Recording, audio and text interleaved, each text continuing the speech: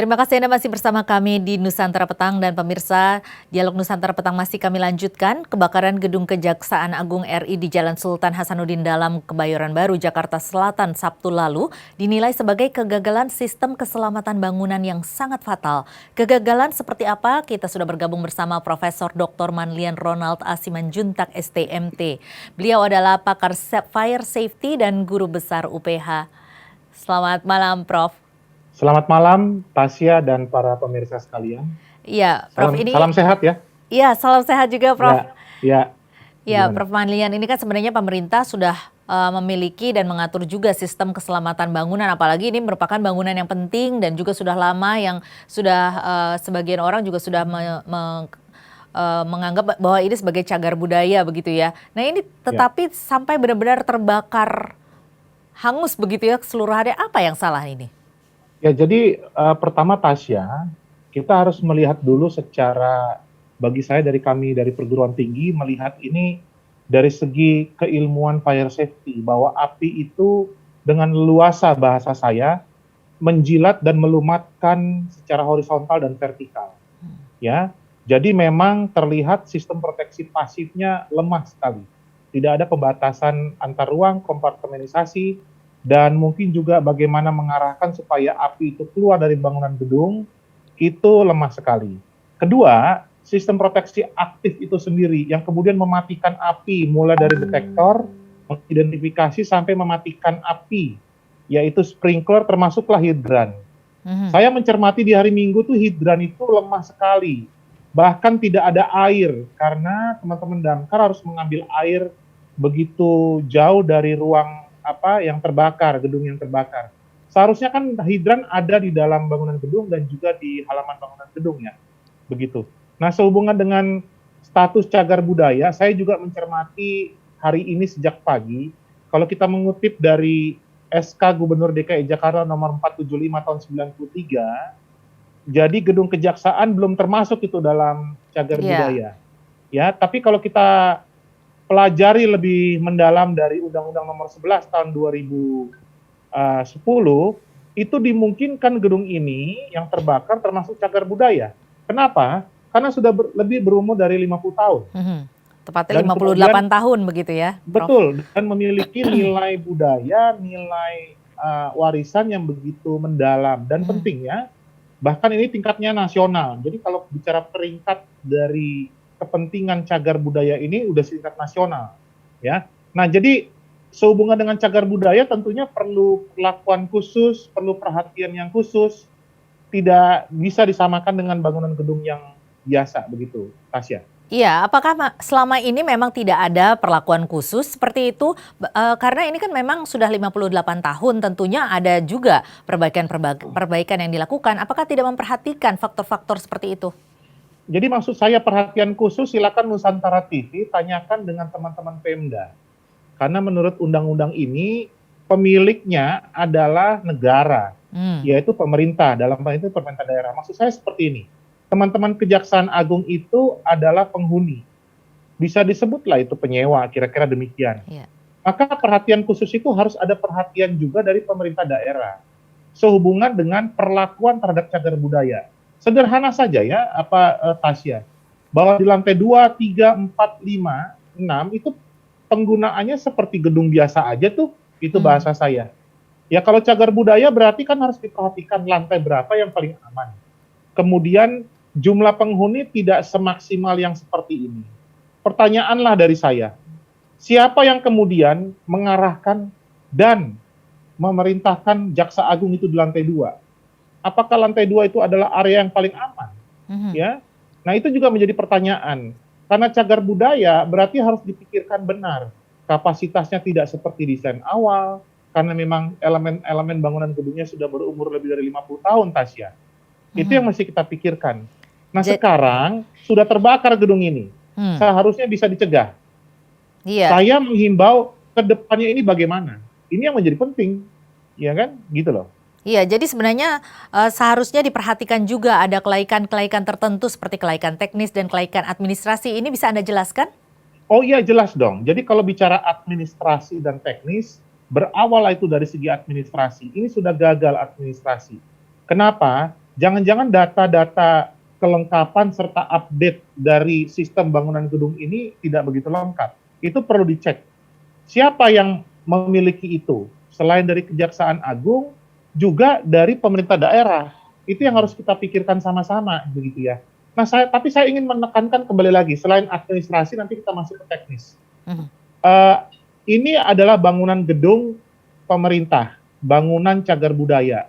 Tapi ini juga adalah merupakan bagian dari kawasan lingkungan Kejaksaan Agung. Jadi kita harus melihat kebakaran gedung ini tidak hanya bangunan gedung utama, tapi merupakan bagian dari kawasan. Jadi bisa disebutkan kegagalan penyelenggaraan kawasan lingkungan Kejaksaan Agung. Ya, jangan dianggap gedung utama ini tidak terintegrasi dengan gedung yang lain begitu loh. Nah, ini harus kita pikirkan juga. Jadi banyak pengamatan lalu pengertian hanya kepada gedung itu sendiri. Bagaimana integrasinya dia dengan masa bangunan gedung yang lain gitu loh. Nah, kalau kita bicara administrasi, ada nggak IMB-nya? Bangunan gedung pemerintah dan bangunan gedung swasta itu harus sama standarnya. Ya, setelah IMB harus ada sertifikat layak fungsinya, gitu loh. Nah, bagaimanalah bangunan cagar budaya? Perlu SLF, perlu IMB, atau tidak? Yang bisa menjawab adalah pemerintah. Menurut saya perlakuannya sebenarnya secara administratif tidak berbeda. Keabsahan kepemilikan tanah dan gedung, kemudian IMB, karena dalam IMB masuklah semua desain secara lengkap, dan juga bicara mengenai sertifikat layak fungsi. Barulah kita bicara teknis. Jadi sering kali kita masuk ke dalam hal-hal teknis, sementara administratif itu lebih penting, bahkan penting di awal gitu loh, untuk menuju kepada optimasi teknis begitu loh. Gitu loh, Tasya. Iya, artinya ini memang dari awal gedung ini merupakan kurang perhatian dari pemerintah begitu ya? Apalagi perlu dioptimalkan perhatiannya, maksud saya begitu.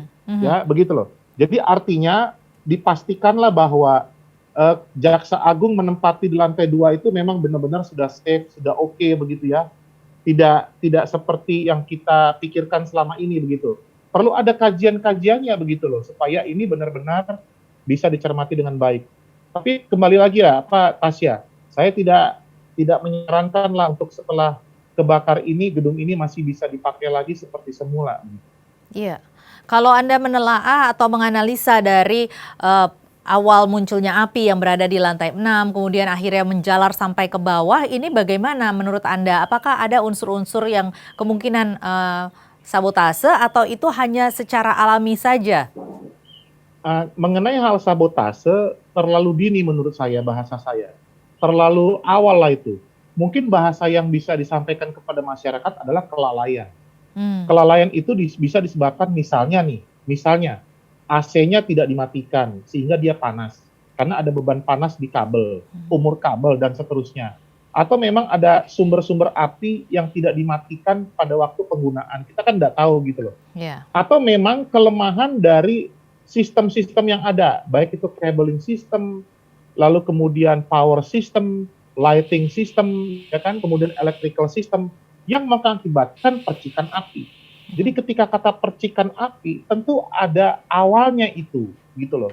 Jadi dalam hal ini pengawasan, kemudian bagaimana mengoptimalkan operasional, ini lalai ini, Tasya. Iya, kalau begitu menurut Anda seperti apa selayaknya gedung pemerintahan? Gedung pemerintahan yang layak itu yang seperti apa? Jadi bangunan gedung pemerintahan yang disebut laik itu sama dengan bangunan gedung non pemerintah. Ya, Undang-Undang Nomor 28 2002 itu memiliki beberapa hal faktor penting. Ya, mengutamakan keselamatan, hal kemudahan, hal kenyamanan, hal kesehatan bangunan gedung dan juga hal fungsi khusus.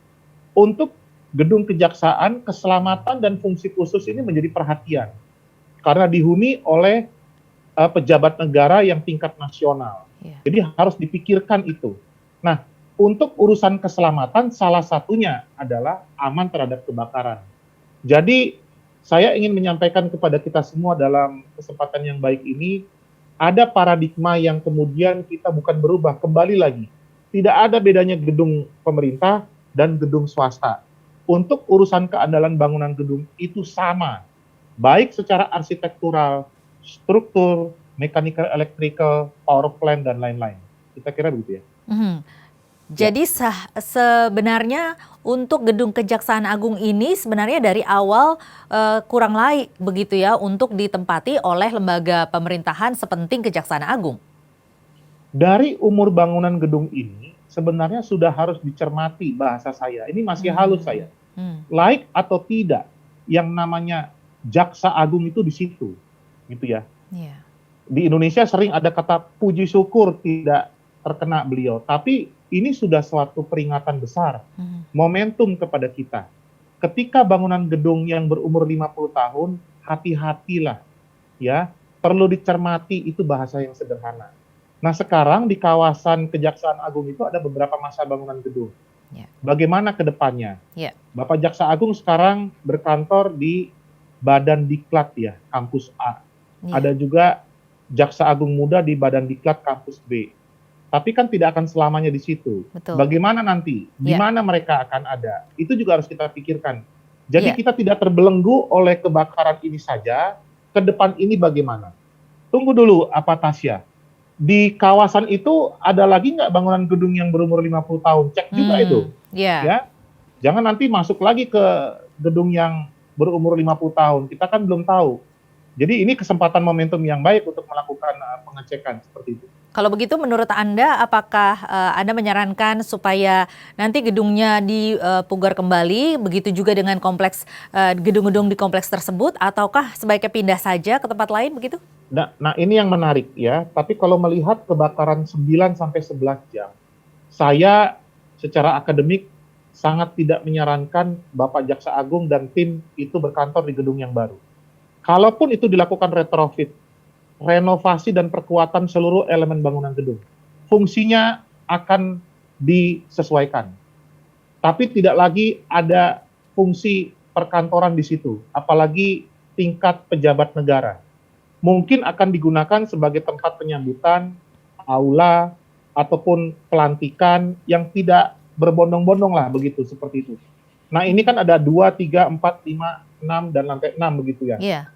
Tapi itu harus direncanakan lagi ke depan, dipikirkan kembali seperti apa. Kalau dirobohkan, dihancurkan, itu juga harus dipikirkan matang-matang.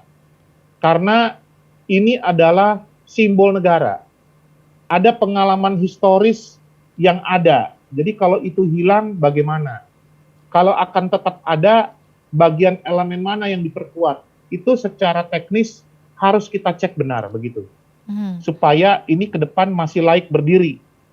Dan saya mengusulkan ada studi kelayakan yang baru, namanya FS. Dulu tahun 61-62 harusnya ada FS. Kita cari berkasnya itu. Nah sekarang kita buat FS yang baru, gedung utama pasca kebakaran, bersama dengan masa bangunan gedung yang lain. Jadi kita bisa mengukur dalam beberapa tahun ke depan tidak akan terjadi seperti ini lagi. Oke, Ya. baik. Baik Prof. Manlian, terima kasih banyak atas penjelasannya dan telah bergabung bersama kami di Dialog Nusantara Petang. Ya Tasya, terima kasih. Selamat malam. Baik, selamat malam Pak. Ya. Dan pemirsa, Nusantara Petang masih akan kembali. Usai jeda, tetaplah bersama kami.